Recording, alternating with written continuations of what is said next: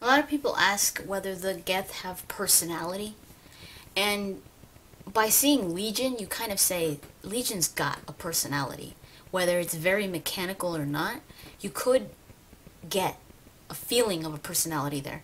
And they do get personalities, but it's not a permanent personality. It actually depends on each mobile unit that they inhabit. So if you were to get Legion and he were to leave his mobile unit and enter a different mobile unit, he would be different. He would be slightly different with the way that he functions and reacts. I guess it's more like the circuiting of that mobile unit. So it might run differently. And that's what we kind of get out of them as it being a personality. The Geth could be very dangerous, the heretics, because they could basically, the way that they fight is by stealth. You never expect them to pop out.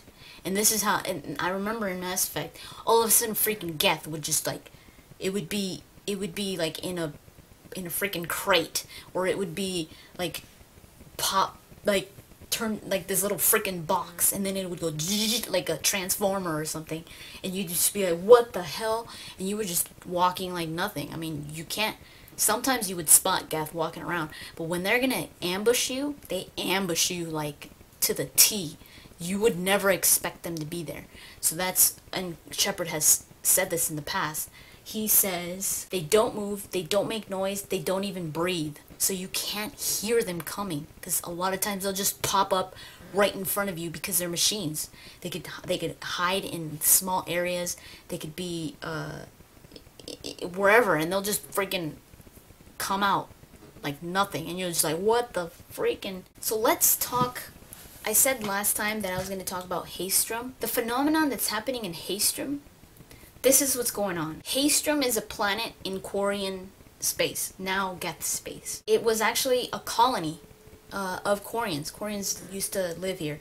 And the reason why, what the colony actually did was to observe what was happening, the phenomenon, on Dolan, which is the system's, the Dolan System. It's the star, kind of like, you know, their sun, the parent star. The phenomenon was that it was appearing to be unstable, and they didn't know why, because it wasn't a very old star, and it was maturing in a very fast way. It was turning prematurely into a red giant. So because of this, Dolan is actually pretty dangerous. It's dangerous to inhabit any of these planets near Dolan. It actually has eruptions of like magnetic fields, and most communications will fry around there because of the magnetic eruptions. So that's what Haestrom was there for. So this was happening before the Geth, with the Quarians. After the Quarians left, the Geth also saw the threat of Dolan, but they kept mining Haestrom. They kept on getting as many resources as they could from Haestrom, and they never really treated it as a big threat. They still have space stations around, like really close to Dolan, so they're not treating it as such a threat. And a lot of people are saying, what is the deal with Haestrom? Because in Mass Effect 2, it was just too big of a deal. They were just making a big deal out of it, and you're just like, what was the point of that? And there was a point. I know it, and I know they're gonna go into Mass Effect 3 with that.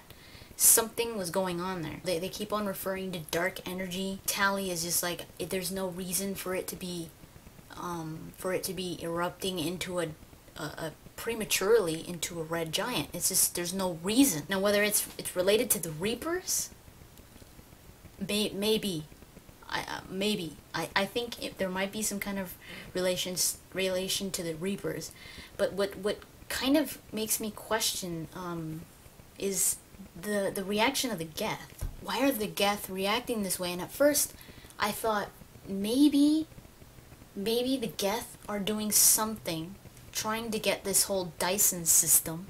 Maybe they're the ones that are doing something to Dolan. But then I was like, but this was happening before the Geth. I mean, this was happening when the Quarians still inhabited Haestrom. So I was like, no, it can't be because of the Geth. So it's not that something's wrong with Haestrom. Some people think that Haestrom is the one that is going through some kind of thing, but it's not Haestrom, it's Dolan. Another thing that makes Haestrom so, or Dolan and Haestrom so interesting is that a lot of people have said when a star turns into a red giant, it goes from yellow to red. Everybody's thinking of the Elusive Man's window, the window that looks out into space where the Elusive Man is. He's usually sitting in front of a star that's red. I mean, yeah, sometimes I don't know if it's because he moved to a different star or if it's just some kind of significant change when it comes to Paragon and Renegade when it turns blue. But that red star that is almost always there during the game. Let's not talk about the whole Paragon and all that. I'm just saying he's always sitting in front of a red star. Everybody's saying, what if that is... Some people say Haestrom, but it's not Haestrom. What if it's Dolan? What if it's that star?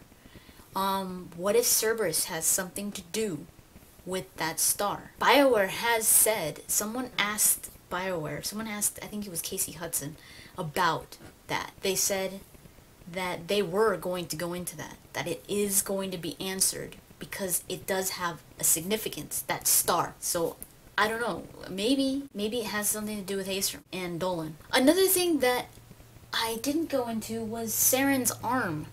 I don't know if you guys have noticed, but Sarens Arm is actually a Geth arm. In Revelation, Sarens Arm, I don't know if you can see it, is normal. He's got a normal Turian arm. In Mass Effect, in the game, he's got a Geth arm. His left arm is Geth. And part of his chest, like where his where the ribs are, he's got like a Geth arm. I found the interview. It was with Mac Walters. The interview was by Game Informer, and they say in Revelations both of Saren's arms are normal. However, in Mass Effect 1, Saren seems to have a Geth/Reaper technology in his arm.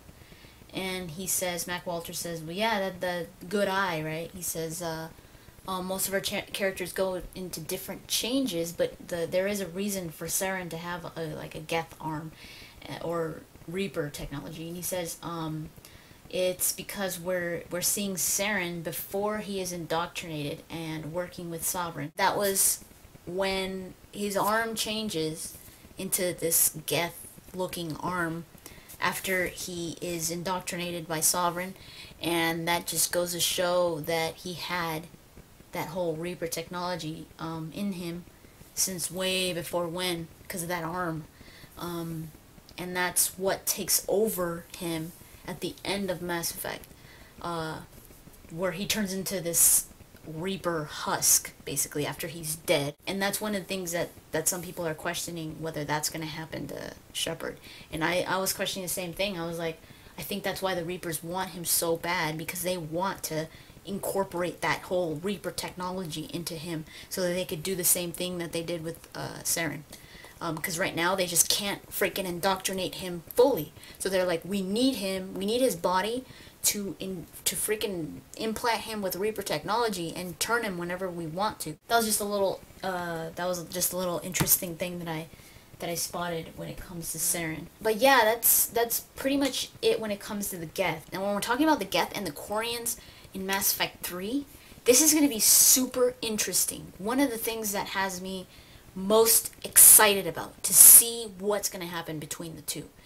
And I actually think that it's not going to be as bad as a lot of people think. Since a lot of people think that the Geth are actually hostile and they hate the Quarians, they don't. They actually don't. They freaking clean their planets for them if they ever return. And the Quarians don't seem to know this. How are they going to know it? They're not like freaking calling the Geth and telling them, hey guys, can we go back? So how are they going to know? They think the Geth if they ever go back, they're gonna freaking kill him. Hey guys, so my stupid camera, I'm surprised it lasted so long. But yeah, I wasn't able to finish this. But like I was saying, I don't think it's gonna be such a big deal between them because the Geth, the true Geth, don't really have a quarrel between them. So if the Quarian were ever to return, I think they would be like, okay, whatever, you know, we kept your planet clean and this and that. Maybe there might be some kind of like tensions there, but I don't think they would prevent them from taking back their planets. Especially if you rewrote the Geth. If you rewrote the Geth, I think it'd be even easier for the Quarian to go back to their homeworld. I think the biggest issue would be how the Quarians would survive on the planets because of their whole immune system and all that. They would have to have their suits anyways. Let's say the Geth were all turned into the Reaper followers, the heretics, then that would be bad. You would be fighting a lot of Geth, and the Quarians would probably never end up going back to their homeworld. Because they would just be destroyed by the heretics. It's better if you have the Geth on your side. It'd be easier for the Quarians, and it would be a lot easier for you too, because they would be on your side fighting the Reapers. The Geth sent Legion to look for Shepard.